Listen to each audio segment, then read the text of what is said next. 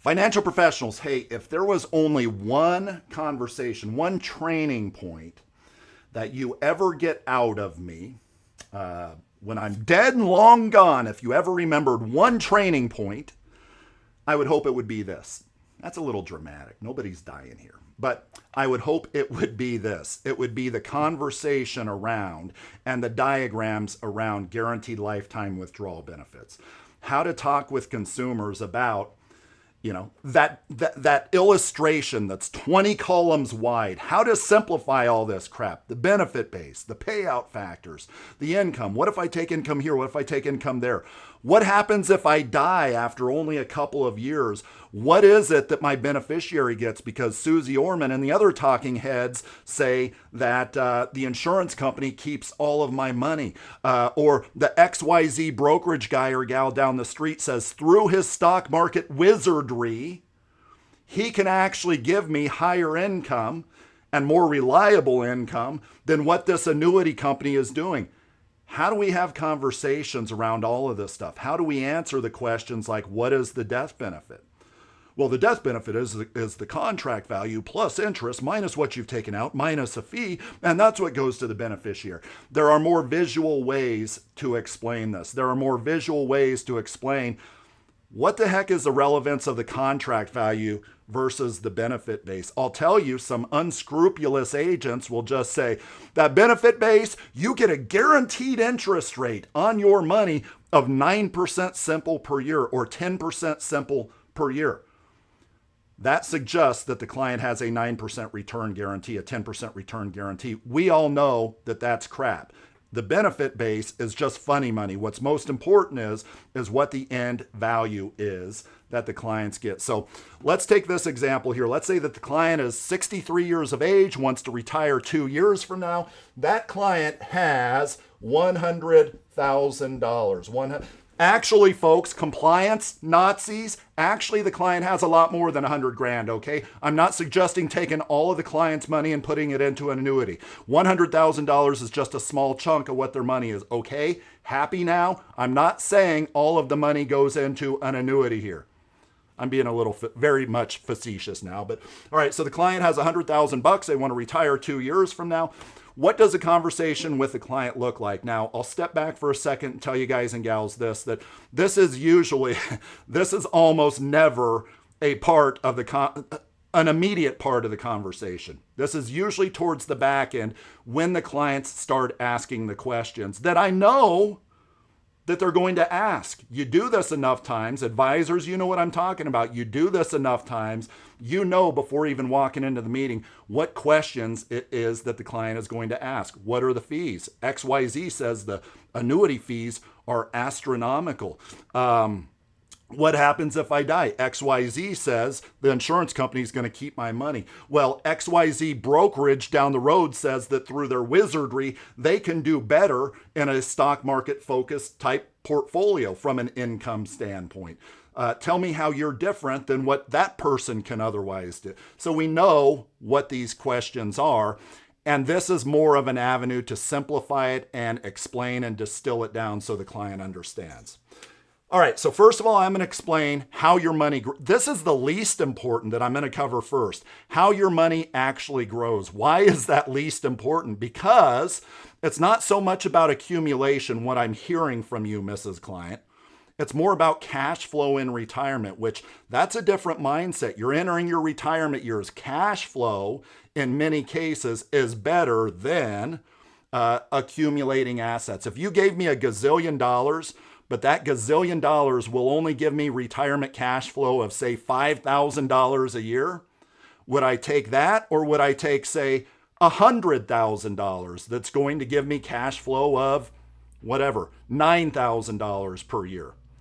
Many times it would be option B. That's a stupid exaggeration, but you get what I'm talking about. There are differences between cash flow and accumulation here. So let's talk about the least important first, and that is, how does your money grow? How does it accumulate? So the S&P 500, the stock market, as we know, it does its thing. It goes up and down, up and down, up and down over time. So how is your money actually going to grow in this scenario here? Well, in that first year, you're not going to lose a penny of your money as a result of the market decline. Yes, there is a right or fee here of 1%. We'll talk more about that in a bit. So you will lose, say, 1% in that year. But as a result of the market decline, you're not going to lose any money. Now, in the following year, how does your money grow when that market went up, say, 10%? You can't have your cake and eat it too. If you're getting zero of the downside, can you get 100% of the upside? No, you cannot. So therefore, we have caps on these products. I can get you a good accumulation annuity that has a cap of, say, 10% that people love. Zero downside, 10% to the upside. If the market goes up 10, you get 10, no fees. Market goes up 15, you get 10%, right? Great cap, 10% to the upside. But those are accumulation products. This product is focused on income, which does have lower caps. So in this example, if the market goes up 10%, you may get only 5%, say a 5% cap in that example. Let's extrapolate this out over the long run. You have usually kind of a stair-step type approach there. That is how your money, your contract value actually grows. And by the way, in any 1 year when you die, whatever the balance is in this contract value, that goes on to the beneficiaries 100% penalty free. Any annuities that I talk about, 100% penalty free death benefit, right? Unlike some of the old two-tiered annuities, which I'm not going to talk about. So that's the least important part of this conversation. Here's the most important part, that little ledger that says 9% per year growth. And then there's a payout factor. What does all that crap mean? Well, here's what the insurance company says. They say, we're going to guarantee you, Mrs. Client, a second value. And that second value is what you put in plus 9% simple per year. 9% simple interest rate per, and this is a real product. If you want to know what this product is, email me, call me, text me, LinkedIn message me, whatever. 9% simple per year. So at the end of year one, 109,000. At the end of year two, 118. End of year three, 127. That's the way that works. What that value is that is what determines your ultimate income. When you die, do you get that value? No. Can you cash out that value? No. It's kind of just funny money because in the end, all that I care about is what your end income is. But that is why you see that 109, 118, 127, 136, 145, et cetera, et cetera. That's this value here.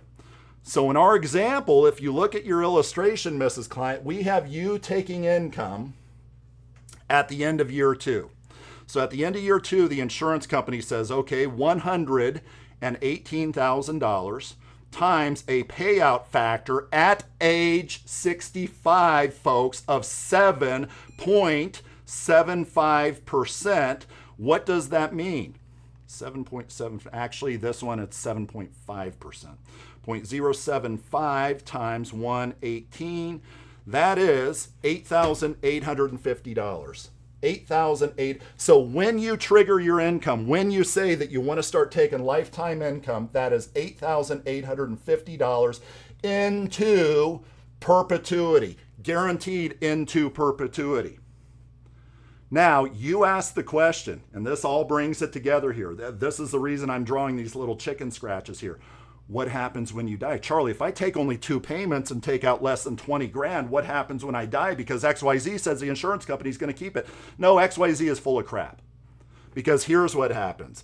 So when you start taking income, your value, remember I emphasized that earlier, your value is actually going to decrease. Why? Because you're taking like 9 grand out per year, which is a pretty big distribution rate. You're taking almost 9% of your $100,000 out per year.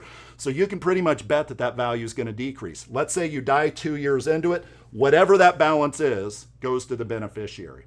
Taking this a step further, probably what's going to happen eventually, and you'll see this on your illustration, is your contract value here is probably going to hit 0.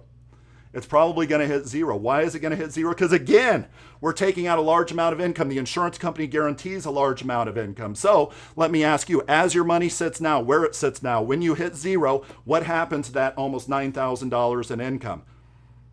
It goes away, right? With this, what happens when your account value hits 0? Does that $8,850, does it continue or does it stop?